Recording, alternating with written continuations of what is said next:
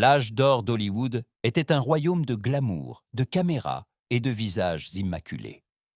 Pourtant, derrière ces silhouettes parfaites se cachait un secret que les studios gardaient avec une rigueur quasi militaire. Plusieurs de leurs plus grandes légendes étaient déjà marquées par la calvitie et les zones dégarnies. Leurs coiffures iconiques, devenues pour des millions de personnes le symbole de la force, de l'élégance et de l'immortalité, n'étaient souvent rien de plus que des perruques ou des postiches artistiquement conçues. Aujourd'hui, nous levons le voile et révélons les 8 stars les plus célèbres dont la véritable chevelure n'a jamais été vue par le monde. Une vérité qui redéfinit l'image de leur immortalité. Humphrey Bogart incarnait l'archétype du héros de cinéma blasé et inébranlable. Pourtant, alors qu'il apparaissait dans Casablanca et Le Faucon maltais, avec des cheveux parfaitement plaqués en arrière, se cachait derrière cela une vérité qu'il protégea toute sa vie. Dès le début de la trentaine, ses cheveux commencèrent à se clairsemer rapidement, et lorsqu'il devint l'homme de premier plan d'Hollywood, le postiche devint un élément indispensable de son image publique. Les caméramens développèrent des techniques d'éclairage spéciales pour dissimuler la ligne de cheveux délicate, et Bogart lui-même connaissait chaque angle, chaque mouvement qui préservait le secret. Même à la maison, le postiche restait presque toujours en place, et ce n'est que dans l'eau qu'il s'autorisait à l'enlever, un moment de vulnérabilité silencieuse que personne ne devait photographier. Durant les derniers mois de sa vie, alors que le cancer le marquait, il insista pour continuer à porter le postiche. Pour un homme dont la force inspira des millions, cela resta la vérité la plus vulnérable de sa vie. John Wayne incarna pour des générations l'idéal de l'Ouest américain, robuste, indomptable, un homme qui défiait le vent et l'immensité sans fin. Pourtant, derrière cette image du cow-boy inébranlable, se cachait un détail que les studios protégèrent aussi strictement que le secret de Bogart. Wayne commença à perdre ses cheveux dès la fin de la trentaine, précisément à l'époque où la chevauchée fantastique le propulsa au rang de star. À mesure que sa renommée grandissait, sa ligne de cheveux reculait de plus en plus, et finalement, des postiches sur mesure devinrent un élément permanent de son costume. Contrairement aux coiffures parfaitement stylisées des héros de films urbains, les postiches de Wayne étaient délibérément brutes, légèrement ébouriffées et marquées par le vent. Exactement ce qui convenait à un homme qui vivait en selle. Les tournages dans les canyons poussiéreux et les plaines orageuses rendaient l'entretien extrêmement difficile. Et sous son chapeau de cow-boy, Wayne portait souvent un bandana spécial qui maintenait tout en place. Pour lui, le postiche n'était pas une imperfection, mais simplement un outil, un autre élément de sa légende qui perdure encore aujourd'hui. Cary Grant était considéré comme l'incarnation parfaite du Hollywood classique. Impeccablement vêtu, charmant, avec une élégance qui semblait presque surnaturelle. Pourtant, derrière cette perfection se cachait un savoir-faire que peu connaissaient. Grant commença à perdre beaucoup de cheveux dès la trentaine et fit fabriquer pour ses rôles certains des postiches les plus chers et les plus élaborés que Hollywood ait jamais vus. Chaque mèche était nouée individuellement. Le matériau de base était si fin qu'il restait presque invisible même en gros plan. Grant possédait plusieurs versions du même postiche, adaptées à l'ambiance de ses rôles, parfaitement ordonnées pour les comédies romantiques, délibérément un peu plus ébouriffées pour les films d'aventure. Ce qui rendait son apparence particulièrement crédible était son courage d'opter pour le naturel. Avec l'âge, il laissait les postiches grisonner lentement, au lieu de forcer une image artificiellement jeune. Il créa ainsi une illusion qui ne sembla jamais en être une. Grant savait que son image publique était une œuvre de précision, et il la gardait avec la même élégance qu'il maîtrisait l'écran. Sean Connery, l'incarnation même de l'agent secret irrésistible, apparut en James Bond avec un naturel qui laissait rarement deviner le secret qu'il cachait. Dès la vingtaine, il perdit une grande partie de ses cheveux, mais pour le rôle de 007, une règle de fer s'appliquait. Un espion ne devait pas être chauve. Ainsi, ses postiches de Bond devinrent des chefs-d'œuvre techniquement renforcés, avec des cols particulièrement résistantes qui survivaient même aux combats riches en action, aux scènes sous-marines ou aux célèbres courses-poursuites. Pour Connery, ses cheveux artificiels étaient d'abord une partie nécessaire du rôle, un détail qui complétait l'image de l'agent gentleman parfait. Mais au fil des ans, quelque chose de décisif changea. Lorsqu'il se détacha de Bon et choisit des rôles plus sérieux, Connery décida de montrer sa véritable apparence. Sans postiche, avec la calvitie distinctive qui devint plus tard sa marque de fabrique, il acquit une nouvelle présence puissante. Il prouva que le charisme ne dépend pas des cheveux et que l'authenticité est parfois le pas le plus courageux d'une star. James Stewart était l'homme en qui le public avait confiance. Le héros silencieux qui ne semblait jamais parfait, mais toujours authentique. C'est précisément cette image qui rendait la vérité derrière sa coiffure si surprenante.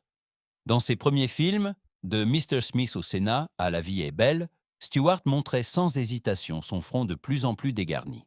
Il ne voulait pas cacher ce qui était de toute façon visible. Cela correspondait à sa nature terre à terre. Cependant, en vieillissant, et alors que sa ligne de cheveux reculait plus rapidement, il fut lui aussi confronté à la décision que de nombreux collègues avaient déjà prise.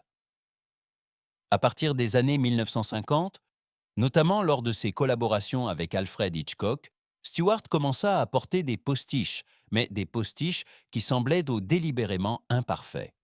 Un peu ébouriffés, jamais trop lisses, toujours un peu comme si un homme ordinaire les avait coiffés le matin. Il resta fidèle à ce principe même en vieillissant. Ses postiches devinrent plus fins, plus gris, plus naturels, tandis qu'il mûrissait lui-même pour devenir une icône du héros de cinéma américain authentique. Stewart savait que la crédibilité ne naît pas de la perfection, mais de la véracité. Frank Sinatra se transforma au cours de sa carrière, passant de l'idole des jeunes au souverain chairman of the board. Pourtant, tandis que sa voix mûrissait et que sa présence grandissait, un détail se cachait, que seul son cercle intime connaissait vraiment. Au milieu des années 1950, les cheveux de Sinatra commencèrent à tomber abondamment, précisément à l'époque où il relançait sa carrière avec « Tant qu'il y aura des hommes ».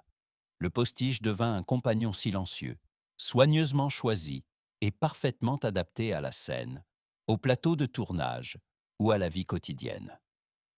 Les membres du Rat Pack étaient au courant et faisaient occasionnellement des allusions plaisantes qui amusaient ou irritaient Sinatra. Son majordome George Jacobs rapporta plus tard que Sinatra possédait plusieurs variantes, des modèles brillants et fortement fixés pour les lumières de la scène, des plus discrets pour les rôles au cinéma, et un presque imperceptible pour les jours privés. Mais malgré tout le secret, Sinatra resta fidèle à lui-même. Parfois, il utilisait même le postiche comme une plaisanterie lors de moments intimes, entre amis. Il savait que le style ne vient pas de la perfection, mais de l'attitude, et Sinatra en possédait plus que quiconque. Burt Lancaster était un homme qui, dès le premier instant, semblait être une force de la nature, athlétique, puissant, avec la présence d'un ancien acrobate de cirque qui ne se contentait pas d'entrer sur l'écran, mais le conquérait. Pourtant, il cachait lui aussi un secret qui contredisait cette image de force. Dès la fin de la trentaine, ses cheveux commencèrent à tomber de manière significative, et alors qu'il évoluait des rôles sombres du film noir vers des films d'aventure colorés, les postiches devinrent indispensables. Contrairement à de nombreux collègues, les postiches de Lancaster devaient cependant en faire plus. Ils devaient sauter, grimper, se battre et survivre aux chutes.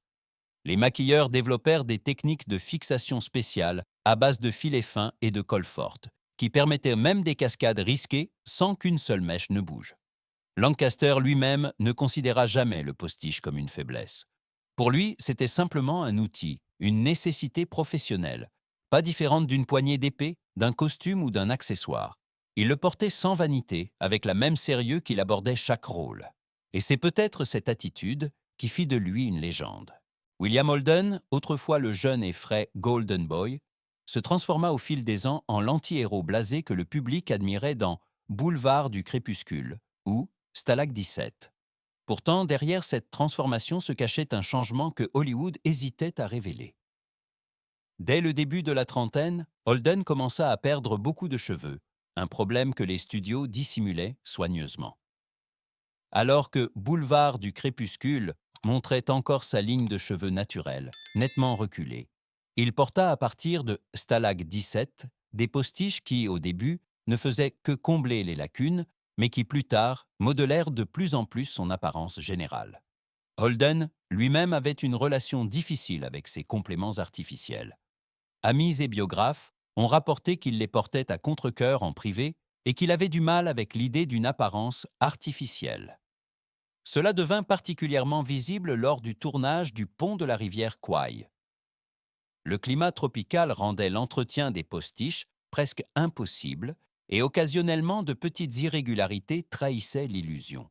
Plus tard dans sa vie, alors que l'abus d'alcool marquait davantage son aura, les postiches devinrent de plus en plus voyants. Pourtant, malgré toutes les luttes, Holden resta une icône, non pas à cause de ses cheveux, mais à cause de sa profondeur incomparable. Au terme de ce voyage, il devient clair à quel point Hollywood était construit sur des illusions soigneusement créées. Derrière chaque visage légendaire, derrière chaque rôle inoubliable, se cachait une vérité silencieuse. Les icônes aussi sont des êtres humains, marqués par des incertitudes qu'ils devaient dissimuler sous les lumières éblouissantes des studios. Les postiches n'étaient qu'un petit détail, mais ils en disent long sur la pression d'être parfait. Aujourd'hui, nous savons, ce n'est pas l'apparence immaculée qui rend ces stars immortelles, mais leur présence, leurs histoires et les émotions qu'elles laissent en nous. Laquelle de ces révélations vous a le plus surpris?